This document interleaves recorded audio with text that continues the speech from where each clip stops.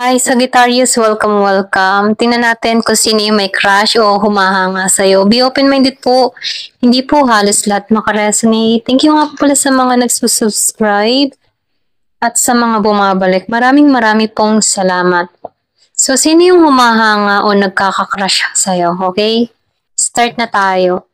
Sino yung humahanga at nagkaka-crush sa'yo? Give me the message. Sino yung humahanga at nagkaka-crush sa'yo?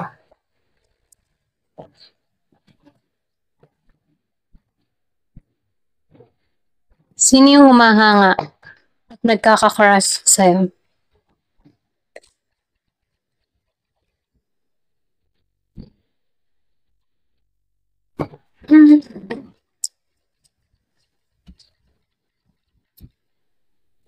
So nakikitaan ko dito, meron kang, siya yung tipo ng tao na medyo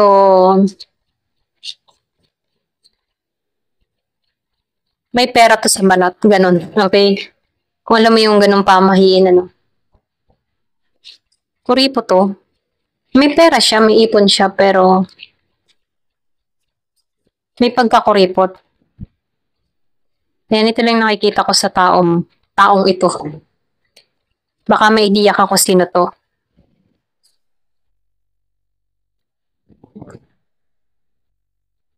Siya yung tipo ng tao na, yung bang tipo na kahit baga, para na sa kanyang sarili, para i-treat niya yung sarili niya. Hindi niya tinitreat. Meron siyang pinaglalaanan ng pera. So, magaling tong humawak ng pera.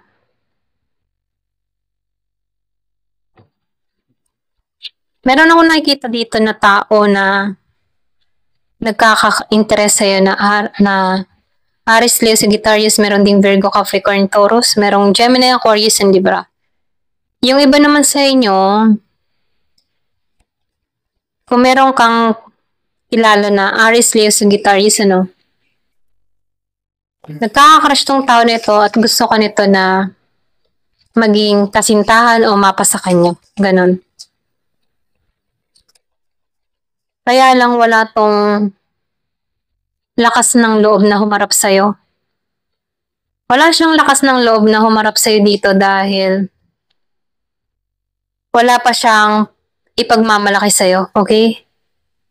Ito rin nakikita ko, pwedeng tingin ng tao nito na ikaw yung tipo ng tao na mataas ang standard. Kaya itong tao nito, hindi pa to kumikilos sa'yo. Pwedeng nahihiya or mahihiyain lang. Pero ikaw yung gusto ng tao nito na makasama. Gusto ko nitong bigyan. Gusto ko nitong offeran. Gusto ko ng tao nito na regaluhan. Kaya lang, wala siyang lakas para iabot ito. Yung iba sa inyo, sobra yung pagkaduwag nito pagdating sa'yo. So, gustong-gusto ka ng tao nito. Ito na nakikita ko. Merong Gemini, Aquarius, and Libra.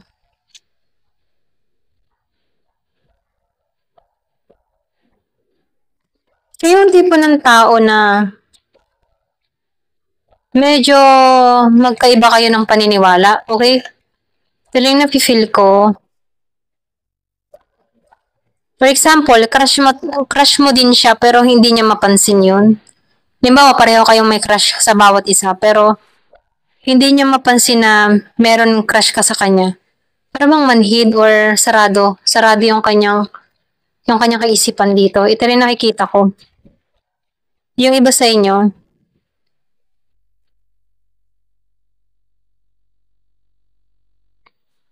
so nakikita ko din dito yung iba sa inyo, liberated to. Or pwede rin sabihin na masyado tong, kumbaga hindi siya konserbatibo. Ayan, ito rin nafe-feel ko. Kumbaga in siya sa henerasyon ngayon, okay? So, nakikitaan ko rin dito, siya yung tipo ng tao na nakukuha niya yung gusto niya. Or pwede rin sabihin malakas yung manifestation ng tao na to. So, pag hiniling ka ng tao nito, makakamit ka nito. Or pwede rin sabihin malakas lang yung kanyang charisma dito. Ito lang nakikita ko, no? Yung iba sa inyo, nakikitaan ko dito na meron tong kaalaman sa spiritual.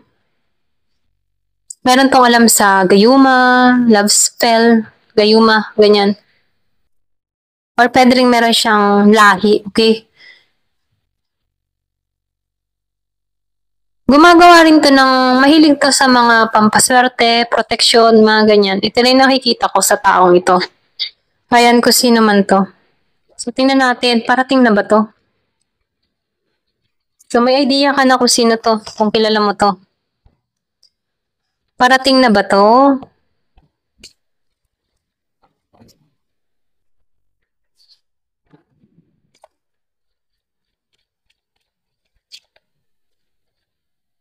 Wishing. So, hinihiling ka nito. Minamanifest ka nito. Hindi pa to yung tamang oras, pero sigurado to. Okay? So, nafe-feel ko dito, parating to dun sa iba sa inyo. Kasi hinihiling ka nito. Medyo nag-aalangan pa to. Pero yung iba sa inyo nakikita ko dito, mapagbigay to. Yung iba naman kuripot, okay? Ayan, ito lang nakikita ko. Magkaiba sila ng paniniwala sa bawat isa. Magkaiba kayo ng paniniwala. So, tingnan natin dito. Sino ba to? Anong itsura? Sino to?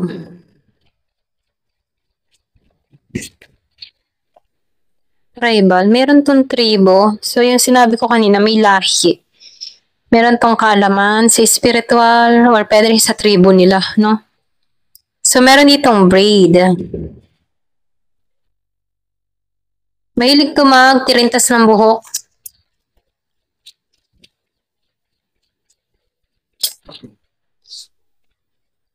So, meron ditong beard. Ayan, may beard siya.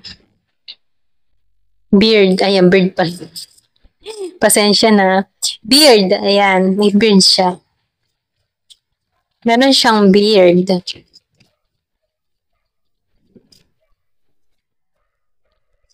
Merong animated eyes. So, pwedeng ito nag-cosplay. Magaling to mag-paint ng muka. Parang anime. Mapulang labi. Dun sa iba. Muscular, macho.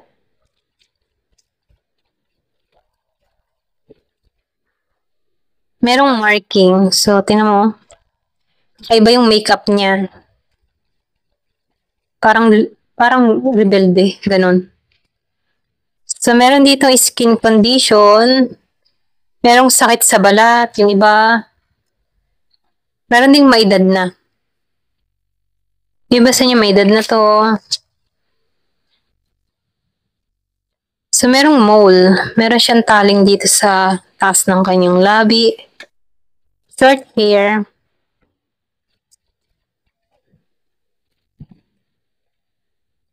Curly hair. Ayan. Ito lang nakikita ko. Thank you for watching. Love and peace.